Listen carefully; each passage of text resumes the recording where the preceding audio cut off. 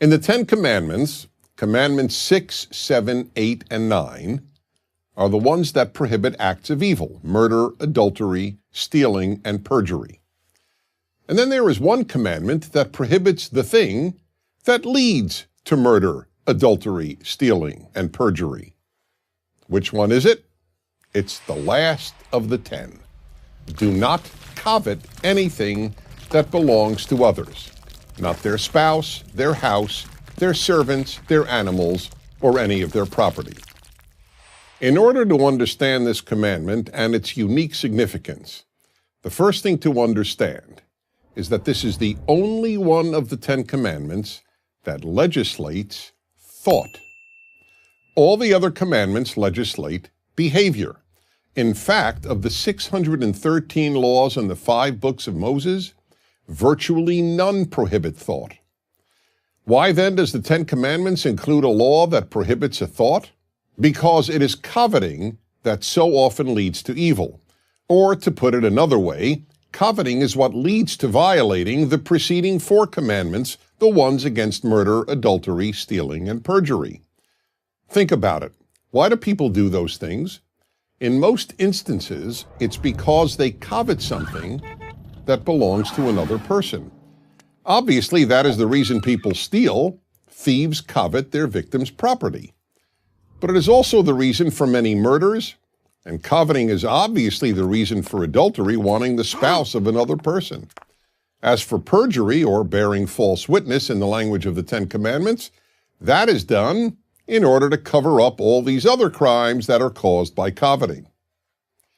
But in order to understand why coveting is the one thought that is prohibited in the 10 Commandments, and one of the only thoughts prohibited in the entire Hebrew Bible, we need to understand what coveting means, and equally important, what it doesn't mean.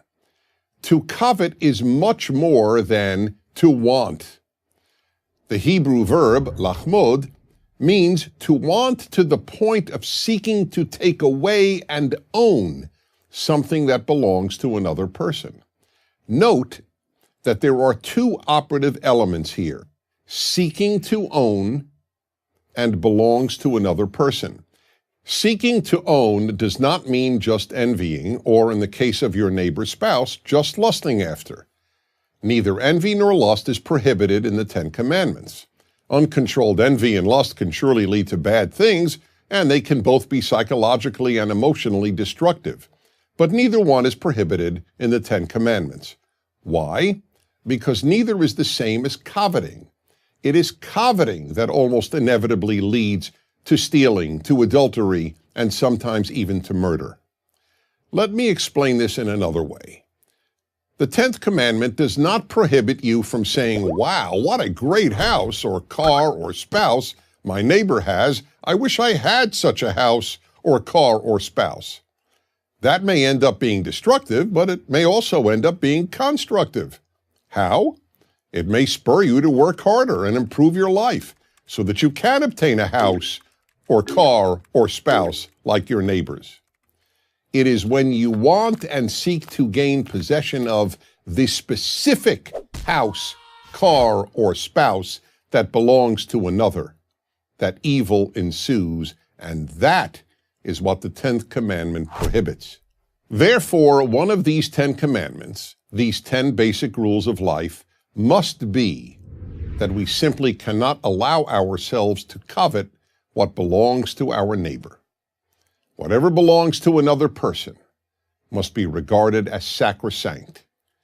We cannot seek to own anything that belongs to another, because only evil can come of it. I'm Dennis Prager. Join Prager University, subscribe to our YouTube channel, and sign up for free at prageru.com.